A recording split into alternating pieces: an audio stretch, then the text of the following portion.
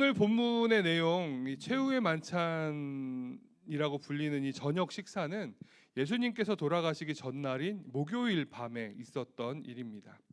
당시 이스라엘에는 이제 일몰을 하루의 시작으로 정했기 때문에 이스라엘의 큰 명절이었던 유월절과 또 초막절이 시작하는 그 절기 전날 이 모든 일이 일어나게 됩니다. 예수님께서 잡히시고 가야바의 집으로 또 헤롯에게로 끌려가고 빌라도에게까지 가는 그 모든 과정이 저는 좀 그렇게 느껴지거든요. 며칠 동안 막 이렇게 왔다 갔다 끌려다니고 하는 것처럼 느껴지는데 사실은 하루 밤 사이에 있었던 그런 일입니다. 하지만 실제로 오늘 본문의 일이 있은 후에 이제 올리브산으로 감람산으로 기도를 올라가셨다가 그 밤에 잡히시고 신문과 고난을 당하시고 그 다음 날 금요일 아침 9시경에 골고다에서 십자가에 달리시게 되십니다. 예수님께서는 하나님과 같은 분이셔서 모든 사역들의 하나님과 같은 마음으로 하나님과 같은 뜻으로 하나님을 기쁘시게 해드리기 위해서 그 공생의 사역을 감당하셨지만 이 올리브산에서 마지막으로 하신 기도에서 하나님께 가능하시면 이 잔을 내게서 옮겨 주십시오 하고 기도를 드릴 정도로 이 십자가의 사건만은 예수님께도 두려운 사건이었습니다. 이 불과 몇 시간 후에 이제 예수님께서 잡히시고 고난 받으실 것을 이제 돌아가실 것을 아시고 계신 이 예수님께서 제자들과 이 마지막 식사를 하시며 하신 일이 바로 오늘 본문에 나온 이 내용입니다. 예수님이 다니실 때는 주변에 이제 수천 명의 사람들이 함께 다녔었거든요. 그러니까 성경을 보면 이제 제자들만 이렇게 함께 다닌 것처럼 나오지만 사실은 예수님을 따르는 정말 수도 없이 많은 사람들이 있었습니다. 근데 이 마지막 밤만은 가장 사랑하는 이 제자들 12과만의 시간을 보내시기로 결정을 하시고 성찬을 통해 살과 피를 나누시고 또 제자들의 발을 닦으신 후에 마지막 가르침을 주시고 또 기도와 고난이 시작되는 그 장소인 올리브산 감람산으로 가시게 됩니다. 곧 이 성찬과 이 세족이라고 하는 오늘 본문의 세족이라고 하는 이 두 가지는 어떻게 보면 예수님의 유언과도 같은 우리가 꼭 기억해야 되고 우리가 또 행해야 하는 일이 됩니다.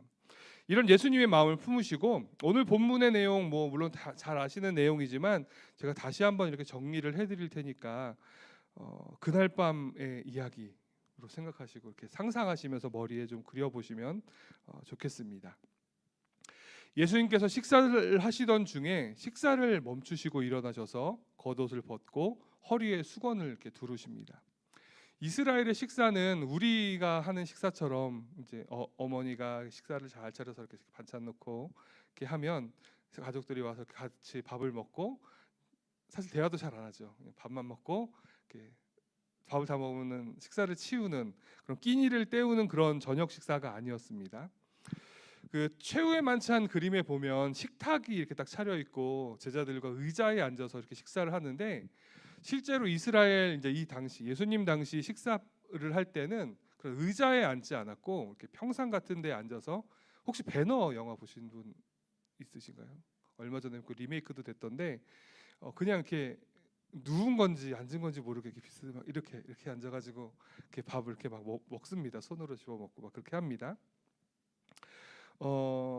막 잔치하듯이 떠들면서 음식을 이렇게 막 나누는 그런 자리가 그러니까 대개 이제 이스라엘 사람들 식사의 자리였습니다. 그래서 예수님께서 아마도 이제 그 자리에서 일어나셨을 때 제자들은 그다지 예수님이 그냥 일어나시나 보다 하고 대수롭지 않게 생각했을 것이고 주목하지도 않았을 것입니다. 그런데 예수님께서 갑자기 겉옷을 딱 벗으시고 허리에 수건을 두르십니다. 그리고 대야에 물을 떠오셨습니다. 아마도 그 식사의 자리가 이제 마가의 다락방이라고 다들 알고 계시죠. 마가 요한의 집이었을 것이고 아시는 것처럼 나중에 오순절날 120 성도들이 거기서 최소한 열흘 정도를 함께 묵으며 기도하며 그 공간에서 지내게 됩니다. 그러니까 120명의 사람들이 열흘 정도의 시간을 함께 숙식을 할 수 있는 공간이었으면 공간도 넓었을 것이고 또 그렇게 제공할 수 있는 마가 요한의 집은 그래도 여유가 있는 부잣집이라고 충분히 생각할 수 있을 것입니다.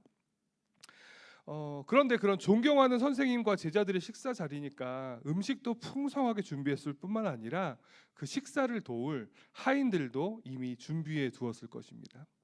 그런데 예수님께서는 직접 대야에 물을 떠오시니까 그때부터 뭔가 이상하다 제자들이 느끼기 시작했습니다.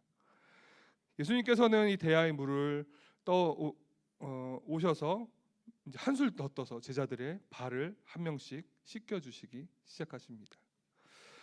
이미 너무나 많이 들으신 것처럼 이 발을 씻기는 일은 노예들이 하는 일입니다. 뭐 전승에 의하면 노예 중에서도 이제 유대인들 중에 뭐 이제 재산을 다 뭐 뺏기거나 뭐 파산해서 노예가 되는 경우가 있잖아요. 그런데 이런 유대인 노예들도 발을 씻기는 일은 잘 하지 않는다고 합니다. 그 이방인 노예들 정말 노예 중에서도 노예, 진짜 노예들만 하는 일이 발을 닦이는 일이라고 합니다.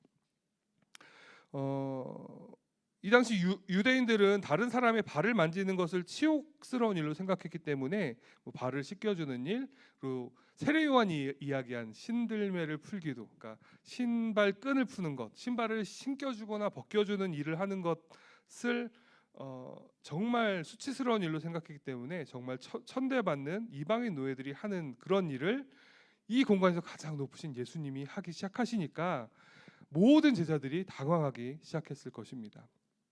이렇게 한 명 한 명 발을 씻다가 베드로의 차례가 왔을 때 다혈질이었던 베드로는 완강하게 거부합니다. 예수님, 제 발은 절대 씻을 수 없습니다.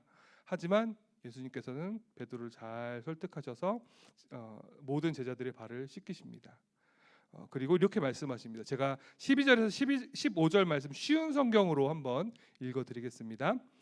예수님께서는 제자들의 발을 다 씻기신 뒤에 옷을 입고 다시 자리에 앉으셔서 그들에게 이런 질문을 하셨습니다. 내가 방금 전에 너희에게 행한 일이 무슨 뜻으로 한 것인지 이해하겠느냐? 너희가 나를 선생이라 또는 주라 하니 너희 말이 옳도다. 내가 그러하다. 내가 주와 또는 선생이 되어 너희 발을 씻었으니 너희도 서로 발을 씻어주는 것이 옳으니라. 내가 너희에게 행한 것 같이 너희도 행하게 하려 하여 본을 보였노라. 이 앞에서 말씀드린 것 같이 성찬과 세족은 예수님께서 유언과 같이 보이신 그것도 핵심 멤버인 12제자들만 불러서 행하신 정말로 소중히 생각해야 하고 꼭 기억해야 될 뿐만 아니라 우리가 반드시 행해야 하는 일입니다. 근데 안타까운 사실은 이것마저도 예식화되어서 내용보다는 형식만 있는 성찬이나 세족은 언제 하죠? 수련회에서도 요즘은 잘 하지 않죠. 특별 프로그램이 있을 때만 하는 이런 세족식이 되어 버린 것이 지금 우리의 현실이기도 합니다. 사랑하는 성도 여러분, 예수님의 살과 피가 내 속에 함께 하십니다. 그 예수님의 생명과 능력이 성도님의 삶을 다스리시고 승리케 하실 줄로 믿습니다.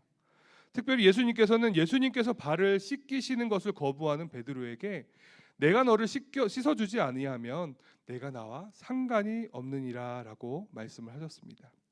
여기서 상관이라고 번역된 헬라어 단어는 메로스메타라고 하는 단어인데 단어가 아니죠.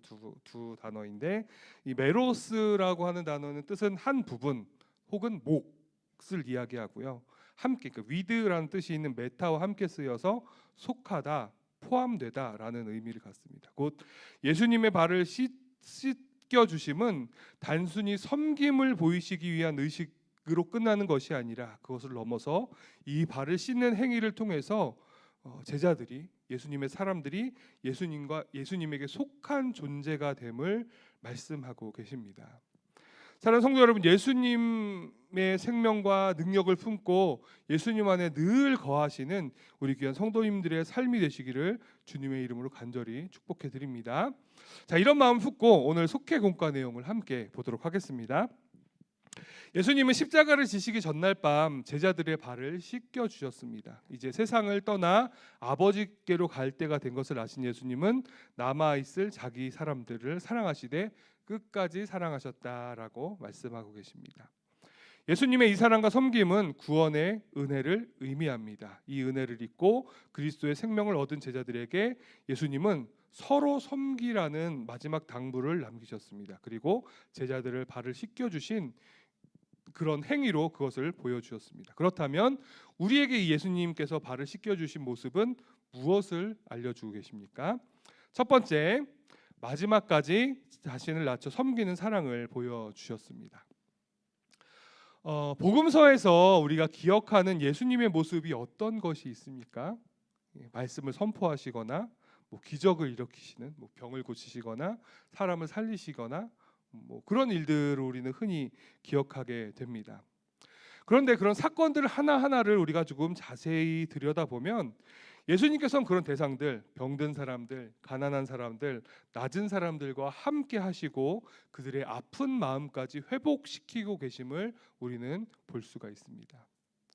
눈먼 자들을 고치실 때 예수님께서는 충분히 눈 뜨여라, 너가 눈 보게 될 것이다 라고 선포하시면 충분히 고칠 수 있으신 분이십니다. 하지만 굳이 예수님께서는 침을 뱉어서 진흙을 이겨서 눈에 발라주시고 안수도 하시는 그런 행위를 하심으로 이 소경이란 사람이 늘 사람들에게 멸시받고 천대받던 사람인데 누군가가 나를 위해 치료하는 행위들, 수고를 하고 있구나 하는 경험을 하게 하셨습니다. 예수님께로 가려고 하는 어린아이들을 제자들은 맞고 꾸짖었지만 예수님께서는 당시에 사람 취급받지 못했던 그런 어린아이들을 불러주시고 품어주시고 축복해 주시기도 하십니다. 부정하다고 사람들 근처에 가지도 못했던 혈루증 앓던 여인을 그 많은 사람들 앞에서 굳이 불러 세워서 그 믿음을 칭찬하시고 그의 병이 다 나았음을, 이제는 더 이상 이 여인이 부정한 여인이 아니라는 것을 그곳에 모인 수많은 사람들 앞에서 선포해 주십니다. 땅의 병 때문에 찾아온 가나안 여인과 굳이 언쟁을 하시면서 결국에는 그 놀라운 그 여인의 믿음을 많은 사람들 앞에 보이게 하십니다. 근처에 오기만 해도 돌을 던져서 쫓아내는 것이 당연했던 나병 환자들을 직접 만나 주시고 대화하시고 고쳐주신 분이 바로 예수님이십니다. 예수님의 사역은 단순히 질병을 고쳐주시고 문제를 해결해 주시는 것에 끝나는 것이 아니라 몸소 그들이 처한 비참한 상황까지 찾아가셔서 그들의 마음도 만져주시고 특별히 이스라엘 공동체와의 관계를 회복시키시는 그런 모습을 예수님의 공생의 사역에서 쉽게 발견하게 됩니다. 얼마 전까지 제자들은 내가 크네, 내가 더 높은 자리에 오를 거야 하고 싸우던 그런 제자들이었습니다. 그런데 그런 제자들의 발을 씻기시면서 말과 글로가 아니라 진짜 섬김은 이런 것이다 라고 예수님께서는 제자들에게 가르쳐 주셨습니다. 사랑하는 성도 여러분, 섬김의 삶 살아가시는 우리 모든 성도님들 되시기를 축복해 드립니다. 섬김이라고 하는 것이 사실 불편하고 귀찮은 일입니다. 하지만 반대로 하나님께서 기뻐하시고 예수님께서 우리에게 보여주신 명령입니다. 이 사실 기억하시고 하늘 보자 버리시고 낮고 낮은 인간에게 찾아오신 예수님의 모습을 따르면서 낮은 곳, 천한 곳 기꺼이 찾아가셔서 이 섬김을 행하시는 우리 모두가 되기를 예수님의 이름으로 축복해 드립니다. 두 번째로 서로 생명을 얻는 관계임을 보여주셨습니다. 베드로는 선생이신 예수님이 자신의 더러운 발을 씻겨주려 하자 완강하게 거부했습니다. 그런 베드로를 향해서 예수님은 내가 너를 씻겨주지 않으면 너는 나와 아무 상관이 없다라고 말씀을 하십니다. 이 사랑의 섬김을 받는 자는 주님과 상관 있는 사람, 바로 예수님의 생명을 얻는 자가 되기 때문이었습니다. 예수님은 제자들의 발을 씻겨주는 일을 통해 그들의 죄가 깨끗해졌음을 알려주셨습니다. 제가 설교를 준비하면서 한 목사님의 글을 이렇게 잠깐 보게 되었는데 이 부분을 좀 잘 설명해 주셔서 제가 잠깐 읽어드리겠습니다. 예수님이 베드로의 발을 씻겨주지 않으면 베드로는 예수님 안에 한 부분이 될 수 없다는 말씀입니다. 예수님이 베드로의 발을 씻겨주지 않으면 베드로는 예수님 안에 거할 수도 예수님의 지체도 될 수 없다는 말입니다. 예수님이 발을 씻겨주지 않으시면 성도가 될 수 없다는 말씀이 됩니다. 예수님이 발을 씻겨주심의 의미가 결국 무엇입니까? 그것은 죄의 문제의 해결, 죄에서 깨끗함을 얻음의 의미입니다. 예수님께서 발을 씻겨주셔야만 거듭남을 얻을 수 있다는 의미입니다. 예수께서 어떤 모습으로 제자들의 발을 씻겨주셨습니까? 예수님의 어떤 행위가 제자들의 거듭나게 만들었습니까? 주님이시요 선생이시지만 낮고 낮아져서 천하디 천한 모습으로 섬기시면서 제자들을 정결하게 하셨습니다. 하나님이시지만 인간이 되셔서 인류의 죄를 담당하시고 십자가에 매달리시기까지 인류를 섬기시면서 인류의 죄 문제를 해결하셨습니다. 그렇습니다. 예수님께서 제자들의 발을 씻기시는 것은 하나님이 육신의 몸을 입고 이 땅에 오셔서 높고 높은 보좌의 하나님께서 고난받는 종이 되셔서 십자가 대속의 제물이 된 것을 의미합니다. 모든 제자들은 예수님의 십자가 대속하심을 받아들여야만 합니다. 만일 받아들이지 않는다면 예수님과 상관이 없어질 것입니다. 만약 받아들이지 않는다면 거듭난 성도가 될 수 없을 것입니다. 만약 받아들이지 않는다면 하나님의 자녀가 될 수 없을 것입니다. 예수님께서 발을 씻기신 것을 발을 씻기신 그 행위 자체만으로도 사실은 큰 의미가 있지만 그것을 넘어서 구원의 관계, 우리가 예수님과 하나 되어지는 그 관계가 맺어짐을 의미합니다. 사랑하는 성도 여러분, 우리들도 최선을 다해 발을 씻겨서 우리가 먼저 받은 그 사랑, 우리가 먼저 받은 그 은혜, 우리가 먼저 받은 그 생명 널리 전하는 이 귀한 사역 온전히 감당하시는, 정말 낮아져서 섬기시는 귀한 우리 성도님들 되시기를 간절히 축복해 드립니다. 셋째, 제자들을 위해 섬김의 본을 보이셨습니다. 오늘 이 사건 이후 제자들은 예수님과 함께 이제 올리브산, 감람산으로 올라가셨습니다. 예수님께서는 인류 구원의 마지막 사건인 잡히고 고난 받으시고 십자가에 달리심을 준비하기 위해서 제자들과 함께 기도의 자리로 나아가셨습니다. 다 아시는 것처럼 예수님께서는 그날 밤에 기도하시면서 땀방울이 핏방울이 되도록 정말 간절히 기도했습니다. 하지만 제자들은 어땠죠? 너무나 피곤한 나머지 졸고 자느라 정신이 없었습니다. 그리고 잠시 후에 예수님이 잡히실 때에는 이 제자들은 뿔뿔이 흩어졌습니다. 3년간 예수님과 동고동락을 한 제자들이었지만 예수님의 바로 옆에서 말씀을 듣고 그 삶을 보면서 배웠던 제자들이었지만 마지막에는 자기 생명을 구하기 위해서 스승이었던 예수님을 버리고 도망간 사람들이 바로 이 제자들이었습니다. 하지만 예수님께서 부활하시고 보혜사 성령이 오신 후에 제자들의 모습은 전혀 달라졌습니다. 예수님께서 죽으시기 전날 자신의 발을 씻기신 그 섬김의 의미가 무엇인지 깨닫게 된 것입니다. 그렇기 때문에 자신들을 해하려고 하는 사람들 앞에서도 담대하게 복음을 전했습니다. 어떤 사람들은 십자가에 달리고, 어떤 사람들은 칼갓장에 찔리고, 어떤 사람들은 끓는 기름 단지에 던져지기도 하고, 어떤 사람들은 몸에 가죽이 벗겨지는 죽음 앞에 놓이게 되었지만 예수님께서 보이신 섬김의 참 의미를 깨달은 제자들에게 그런 죽음은 더 이상 아무런 방해가 되지 않았습니다. 한국교회 믿음의 선배들도 마찬가지의 삶을 살았습니다. 일체의 탄압 속에서도, 죽음의 위협 속에서도 그들은 믿음을 버리지 않았습니다.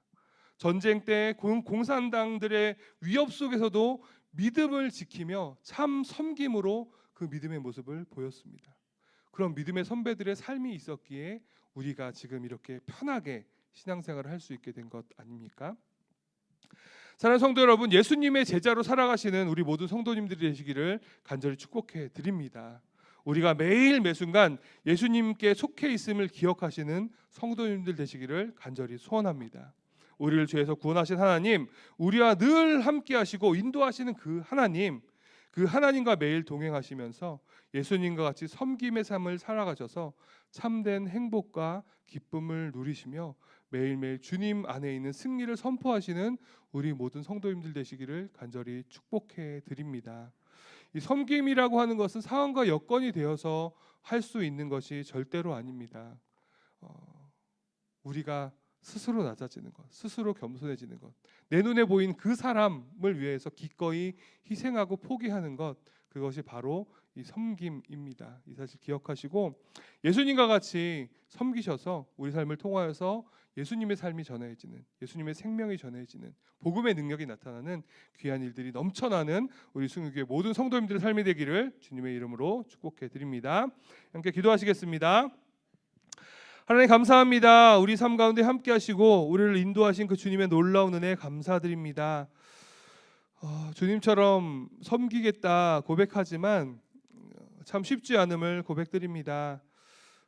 내 편한 것들, 내가 좋은 것, 나에게 익숙한 것들, 어, 내가 기뻐하는 것들, 내가 즐거워하는 것들을 먼저 구했던 것이 우리의 삶임을 고백드립니다. 나의 세상의 성공들, 내 자녀들이 잘 되고 내 가정이 잘 되는 것이 가장 먼저였음을 또한 고백드립니다. 주님, 하지만 예수님께서는 또 제자들은, 우리 믿음의 선배들은 기꺼이 그 모든 것 내려놓고 기꺼이 섬김으로 낮아지고 포기하는 삶으로 지금 우리까지 이 믿음의 삶이 이어졌음을 우리가 잘 알고 있습니다. 주님, 인도하셔서 우리도 기꺼이 주님 때문에 하나님 때문에 내려놓고 포기할 수 있는 우리들 될 수 있도록 주님 인도하여 주시옵소서. 참된 섬김이 무엇인지 성령께서 말씀하시는 그 말씀 가운데 순종할 수 있는 우리들 될 수 있도록 인도하여 주시옵소서. 그리하여서 세상에 줄 수도 없고 알 수도 없는 참된 행복과 평안함, 참된 기쁨이 우리 삶 가운데 샘물같이 넘쳐 흐르고 그 넘쳐 흐르는 기쁨들, 승리의 삶을 나눌 수 있는 우리 모든 승리의 모든 성도님들 될 수 있도록 인도하시며 역사하여 주시옵소서. 하지만 주님께 충성하는 자, 주님을 위해 온전히 나아가는 자를 분명히 책임져 주심을 우리가 잘 알고 있습니다. 그 믿음 갖고 나아가오니 역사하시고 우리 삶을 다스리셔서 주님의 능력으로, 주님의 은혜로 매일매일 주님 앞에 당당히 나아갈 수 있는, 세상을 향해 주님의 복음 선포할 수 있는 우리를 될 수 있도록 역사하시고 축복하여 주시옵소서. 도우신 주님의 은혜 감사드리며 예수님의 이름으로 기도드리옵나이다. 아멘.